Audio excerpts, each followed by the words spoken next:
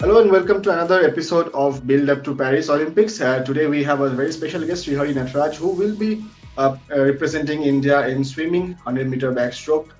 He has represented India in Tokyo Olympics as well, and Commonwealth Games, Asian Games, and pleased to have you here, Srihari. So, how has life been in this last few weeks before Paris Olympics? How are the final lap of the preparations going on? Thank you for having me here. It's been pretty much the same actually. A lot of interviews, but and the sense of accomplishment. But other than that, things have been pretty much the same. Just back to routine training, and a few more weeks till I'm at the Olympics. So, when are you reaching the Games Village and where are you training right now? 21st. I'm training in Bangalore. I will reach the Games Village on the 21st. You'll reach on 21st. Okay. You have participated in the Tokyo Olympics as well, and this is your second Olympics. So, how do you see these 3 years? I'm saying three because it happened in 2021 Yeah. because of COVID. So, in these 3 years, how have you developed yourself as an athlete? How do you see yourself as a developed athlete? I think I'm a much more mature swimmer right now in sense I know how to deal with situations better and deal with my emotions better and deal with training better. And I've learned um, more about the sport. I've learned more about my body. And I think overall, I'm just, I know a lot more than I did back then. And I can use that to train and compete better now. In this, after the Tokyo, you have been to the Commonwealth Games, the Asian Games. So these big events, these multi-sport events, do you reflect back to any particular situation that has taught you might have not been good on that day, but have taught you to be a better version of yourself? Of course, I mean, I do that with every meet, not just the multi-sport meets. I do that with every meet I swim. There's Mm. always things that I can pick up and, work on in training. And it's something I've always done over the past few years. So yeah, I've done a bit. I can't think of anything suddenly, Mm. but there are definitely instances where I have. Okay. We'll carry on with the Paris talks in right now, but let's reflect back to your career a bit. When did swimming actually started for you? And in your event, the backstroke, 100-meter backstroke, why did you particularly choose this one? So, what's your story?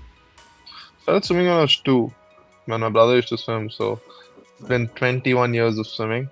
I've been doing this for a long time, and I've been doing it seriously also for a long time. I started training properly from the age of 6, 7, Mm. and around the age of 15 is where I realized, I can make something out of this, and there's more for me in it.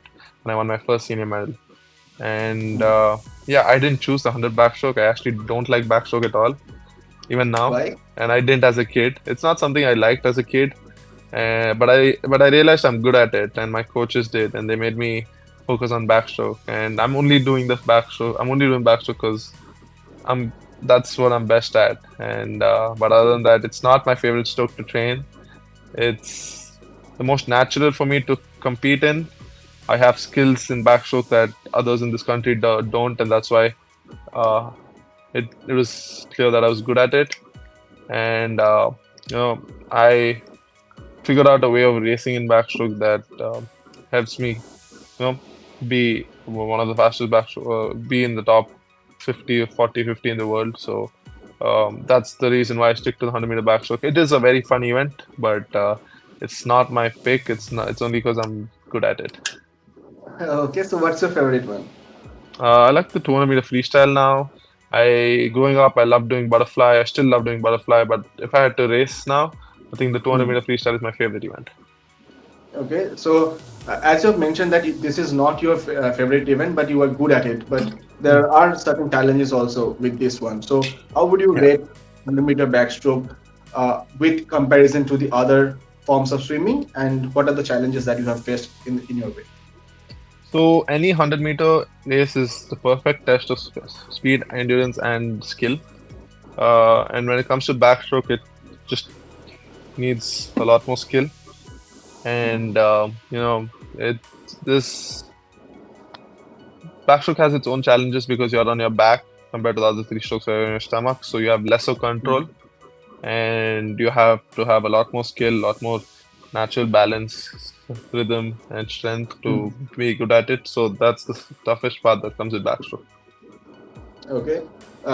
When you reflect back to the various competitions that you have played, I remember in Hangzhou also there has been some difficulties, but in those tough situations, how do you deal with it mentally? What are the mental challenges of the sport, and how do you keep yourself mentally fit to deal with these adverse situations in sport and also outside of sports? So I take a lot of pride in my mental strength and capabilities, and I credit my training for most of that. I've always trained really well, and I made it a habit to be really good in training. And I think that's where my confidence comes from. And whenever in doubt, I look back on my training and I tell myself, I've done the work. Now all I have to do is execute the race well. Okay, so anything particular that you do on your free time when you are not training to keep I watch yourself mentally movies. fit? Huh? I watch Music? movies. Or you Movies, watch movie? music, Okay. movies, music. I play other sports. I watch other sports. Which is Yeah, your I other don't. favorite sport I other than swimming? I come from a family of cricket, so I have to answer cricket. I love playing it. I love playing tennis. I love watching tennis. I Mm. love playing football, basketball, table tennis. Any sport you can name, I'm ready to go play for as long as you want. And I'll do it seriously and competitively. I won't just do it for fun or for recreation. Fantastic. And as you mentioned tennis, let me come to this question. I Yeah. have read about your articles of being inspired by Rafael Nadal. So could you Yeah. please throw some light on that? Yeah, so I think ever since I was a kid, I've been a Nadal fan, and there are some people in my house who are Nadal fans, some are Federer fans. So watching the matches going up, it'll be intense at home because we'd have like both parties right there, and it's amazing the way he plays, and he's definitely forget tennis. He's probably one of the greatest athletes to ever play Yeah. sport. So there's a lot I pick up from Nadal. Things like how you take care of how he takes care of his equipment. And, he's never broken a racket, or like he's never thrown a racket or smashed it. And I, something I picked up. I don't, I take care of my equipment really well, and just things like that. And it's like how he gives it so much effort in any 3 point, even at times where it looks like there's no hope. It's just things like that that I've tried to pick up on. And things like one other thing I think I've picked up is every day in training I place my water bottle a certain way. I mean, it doesn't affect it. It's not like it has to be there for me, but Uh, I think it's become a habit. So the first, whether I swim in the same lane every day. I walk up and I place the bottles the exact same way every day and the same spot. So that's something I think I've picked up. so I have talked with a lot of sports person and they have certain superstitions like this. I won't call Yep, it superstition, but this might be a it's mental thing. So routines. yeah, Yeah. yeah. So does this thing help in your performance also? No, Because I mean, from it. I mean, it's okay for me if it's somewhere else. For me, it just some things, maybe not the bottle, but some things, if it mm, goes a certain, if they are a certain way, it just keeps me calmer and more relaxed, and mm, that could help you perform better. Other athletes have their own things, but this bottle thing doesn't really do anything for me. But I think the first thing, if there's someone else's, oh, sorry, if there's someone else's bottle there, I move it and I keep mine there. So maybe a bit, maybe just for me to get started, I think it needs to be there. okay. So did you meet with Nadal? Not yet.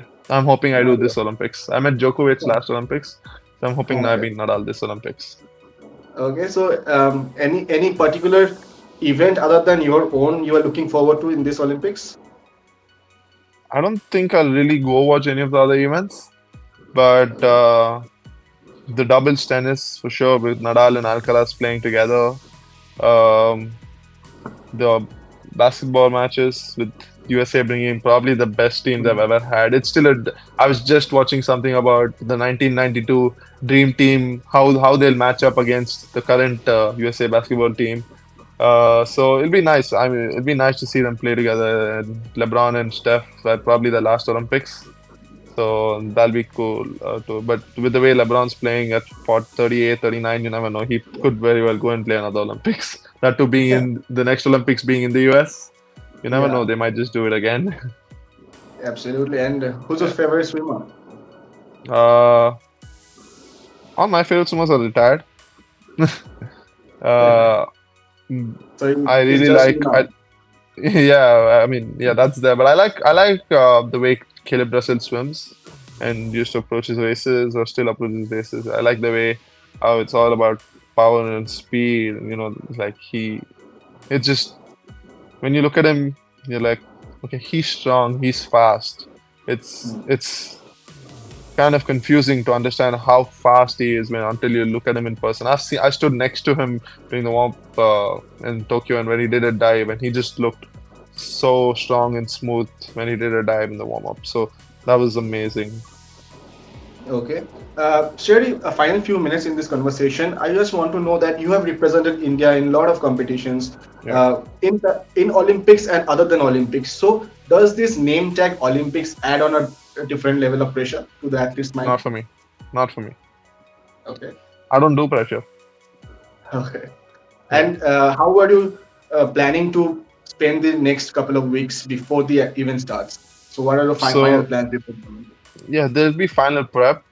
Just getting in to race mode, and just final touch ups, trying to fix a few things, trying to make sure I remember to do a few things correctly, things like that. Work on making sure my body's recovered. And I think start from today. I was planning to start from today, but either today or from Monday, I'm going to start walking a bit more every day. Okay. Because in the games village, we have a lot of walking, to the dining Uh, hall and to the buses and stuff. So I'm just going to start walking a bit every day before my meals, before training and things like that, just so that my body gets used to it and my legs mm, don't get so tired. Like we have mm. you know, in our academy, we get into the gate and we have to drive a bit before I can get down and go to the pool. So I'm gonna just tell my mom to drop me off at the gate, and I'm gonna walk every day and then walk back to Okay. the gate after training. So just so that my legs get a little used to it. It's not the same as what it will be in the village. It's definitely lesser than that, but just so that it's not a complete shock. Because I'm pretty sure I'll be walking like 10, 15,000 steps every day in the village compared to like 2,000, 3,000 that I walk now. Yeah, I can relate to that. I have Yeah. been in the Asian Games in China, and Yeah. I used to walk for Asian Games 15. in China luckily had the golf carts. In Yeah. Tokyo, we didn't really have that many golf carts, so there was a lot of walking in Tokyo and Commonwealth Hmm. Games as well. Yeah. Okay. Oh, okay. So my final one. I just want to know a bit about you from the support that you have got from the federations, the Yeah. corporates in India, and anything on that. Yeah, so I mean, I've been, if compared to pretty much every other swimmer in the country, I've been extremely fortunate to, be supported and funded the way I have. I've been part of TOPS from 2018 by Sai. So Sai and Mm. SFI have both been, extremely supportive with that. Our federation's taking a much more active role and, are more involved in making sure we get what we need, that we're training well, we're competing where we have to compete, and they're more involved with that, and they're making sure we go wherever we have to go, and they're taking care of it. I've been funded by Go Sports as well, and that's a private organization, and they've been extremely Mm. Yeah. supportive as well. Now, and all of this, more than just funding, is also a moral support in a way. Someone's backing you up, and you don't have to worry about the financial Mm. limitations that we'll have to deal with. And I've been lucky enough to, also have private sponsors like Puma, Fastened Up, and Apple. So because of that, I've had, everything taken care of when it comes to workout apparel or supplements. So, Mm. I get the smartwatch so that I can track my Yeah. training and I can track my sleep and recovery. And all of that's Yeah. played a major role in the past 3 years, especially because I'm not the same 17, 18-year-old kid I mean, I'm only 23. I'm not extremely old, but I feel so different to how I did when I was 18 and 19, or even for my first Olympics. I used to recover so well compared to now. So all of that is making a major difference. I just love the way you said I'm not the 17-year-old boy right now. Yeah. But so in your mind, what is the target that you have set before going to the games village? I know that if I go a personal best time, I'll make the semifinals Mm. in Paris, but I'm not fixed on that. I'm not keeping limitations to it. I don't have goals in terms of times. My biggest goal is to execute the race the best way I can and the best way I want to.